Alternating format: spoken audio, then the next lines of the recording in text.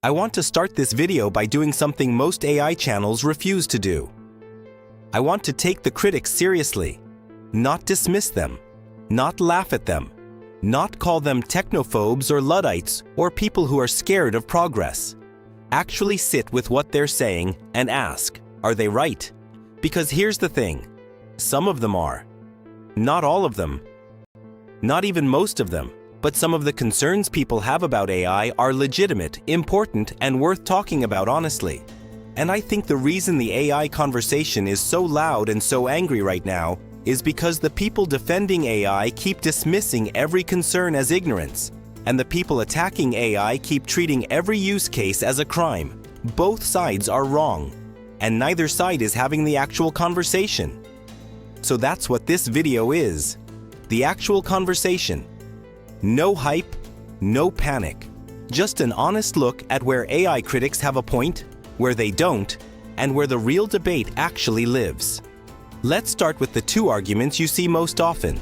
The stolen art argument and the stolen jobs argument, because they come from the same place.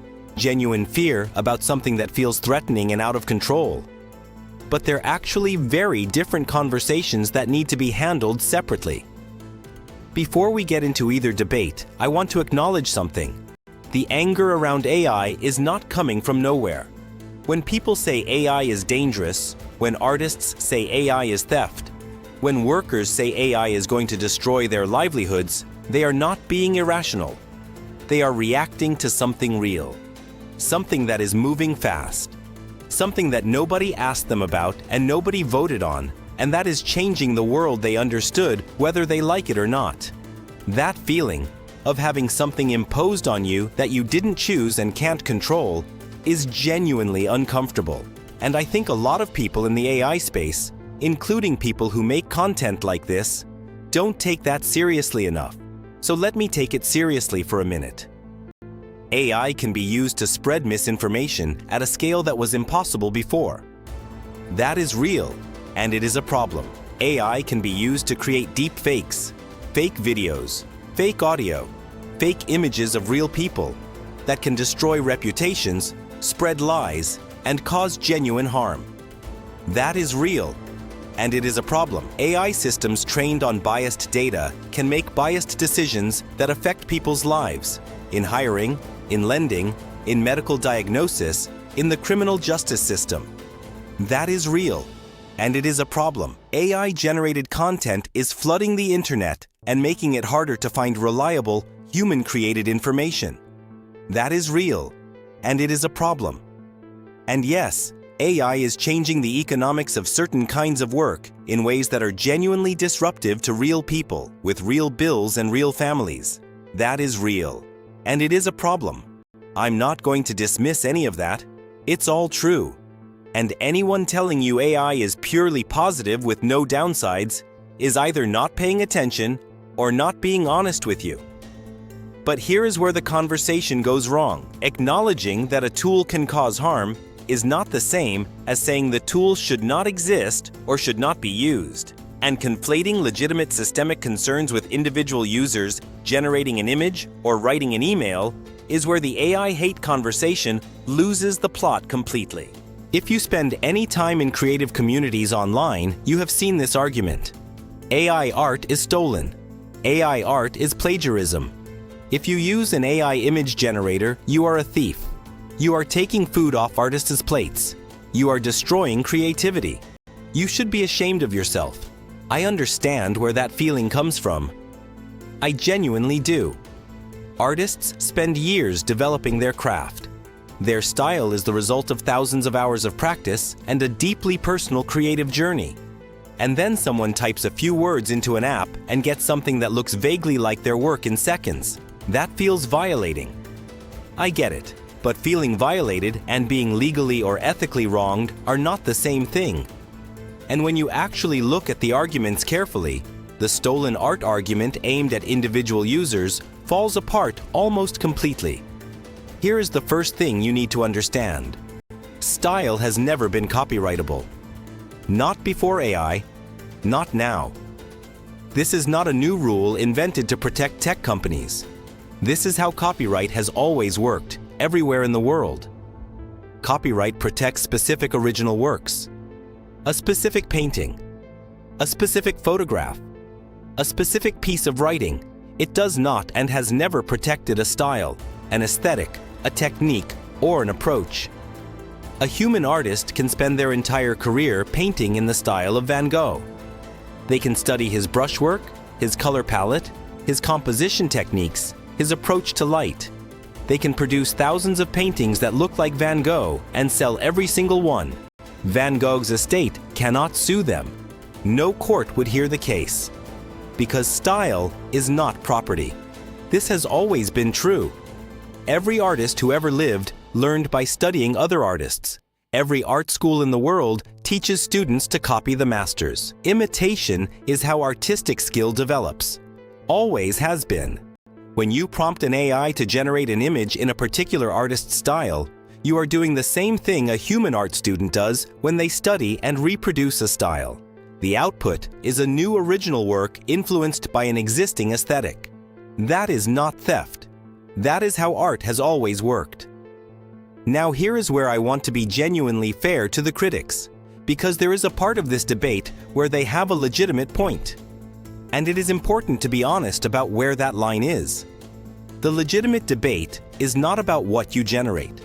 It is about how the AI models were trained. The major AI image generation companies trained their models on enormous datasets of images scraped from the internet. Many of those images were created by professional artists. Many of those artists did not consent to having their work used as training data. Many of them were never compensated. That is a real issue. That is worth talking about seriously. There are ongoing lawsuits about exactly this question, and those lawsuits are legitimate. But here's the critical distinction that gets lost in almost every online argument about this.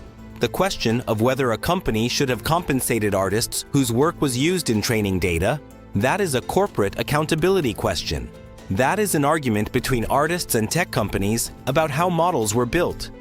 That is completely, entirely, 100% separate from the question of whether you, an individual user, are doing something wrong by generating an image. When you generate an image in an AI tool, you are not reaching into an artist's hard drive and copying their files. The model does not contain or reproduce any specific artwork. It learned patterns, styles, and visual relationships from enormous amounts of data and generates new images based on those learned patterns. The output has no direct one-to-one relationship with any image in the training set. The trolls deliberately conflate these two things. They take a legitimate grievance about corporate training practices and aim it at individual users because individual users are an easier target and because outrage at real people generates more engagement than nuanced criticism of corporate policy. If you are genuinely concerned about the training data question, support the artists pursuing legal action against the companies. That conversation is worth having. It is a real ethical and legal gray area that will get resolved in courts over the next several years. But being shamed for generating an image is not that conversation. That is just internet anger looking for a target. Now let's talk about jobs. Because this one is more complicated and the fear is more understandable. Will AI take your job? The honest answer is, it depends. And the real risk might be different from what you think. First, let's be accurate about what AI is actually good at and what it isn't. AI is genuinely good at tasks that are repetitive, pattern-based, high volume, and well-defined. Data entry, basic writing tasks, simple image editing, templated customer service responses, straightforward data analysis, translation, transcription, code documentation. These kinds of tasks are being automated or significantly assisted by AI right now. That is real. If your job consists primarily of these types of tasks, the economics of your role are changing. AI is genuinely not good at tasks that require emotional intelligence, complex judgment in unpredictable situations, deep relationship-based work, physical work in variable environments, creative direction with real accountability, leadership, mentorship, ethical decision-making in genuinely ambiguous situations. Anything where the context changes moment to moment in ways that require human intuition and experience. The idea that AI is going to replace surgeons, therapists, teachers, managers, skilled tradespeople, or anyone whose job involves navigating complex human situations, that is not happening anytime soon. The capabilities are not there, and the trust is not there. But here is the more nuanced truth that makes people uncomfortable on both sides of this argument. The history of technology is not a history of tools leaving people better off automatically. It is a history of massive disruption, followed eventually by adaptation. But that disruption is real and painful for the people living through it. The printing press put scribes out of work. Photography changed what portrait painters could charge. Word processors eliminated entire categories of typing-related jobs. The internet transformed retail, media, travel, and banking in ways that were genuinely brutal for the people working in those industries. In each case, the technology was not going away. In each case, the people who adapted earliest did best. In each case, the people who refused to engage were eventually left behind, not because they were bad at their jobs, but because the jobs themselves changed around them. That pattern is repeating right now with AI, and the speed is faster than any previous technological shift. Here is the thing I want you to really sit with, though, because this is the part most AI content gets wrong. The risk is not that AI replaces you. The risk is that someone who uses AI replaces you. Those are not the same thing. AI is not going to walk into your office and take your desk. But a colleague who produces twice the output in half the time because they have integrated AI tools into their workflow, that person is a competitive advantage for any employer. And a person who refuses to engage with those tools becomes comparatively less valuable over time. Not because their skills disappeared, because the baseline shifted. That is not a reason to panic. It is a reason to pay attention and engage.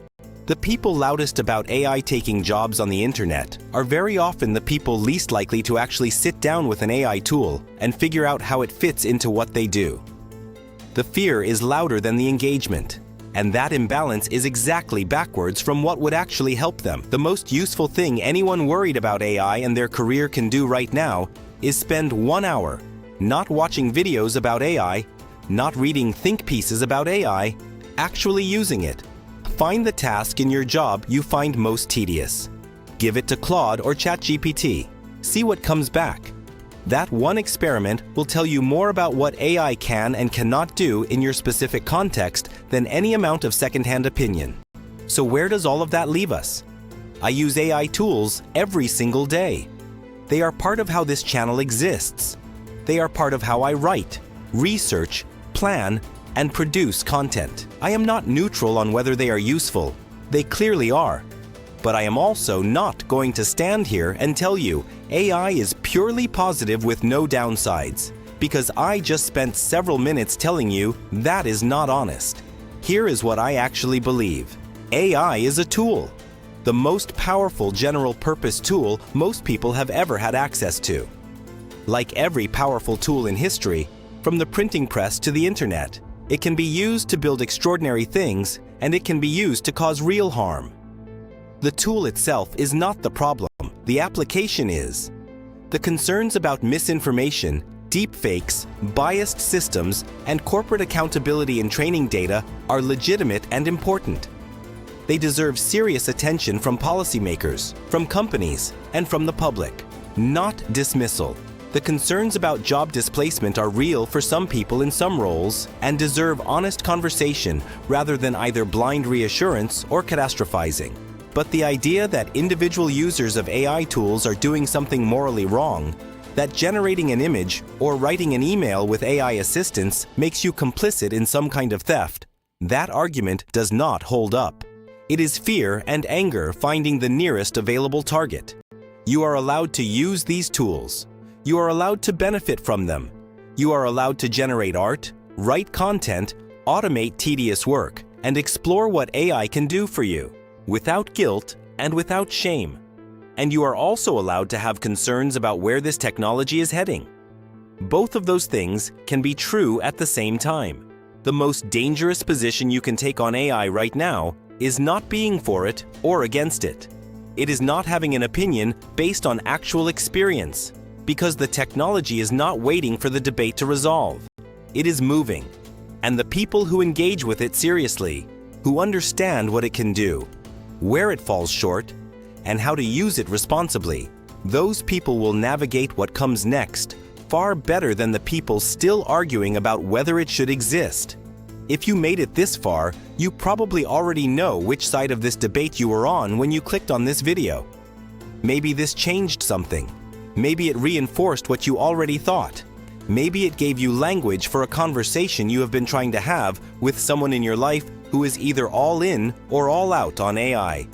Whatever brought you here, I appreciate you watching something that tried to be honest rather than just telling you what you wanted to hear.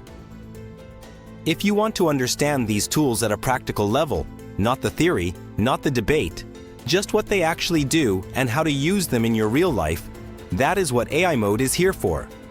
New video every week. Plain English. No jargon. No hype. Just what actually helps. Subscribe if that sounds useful, and I will see you in the next one.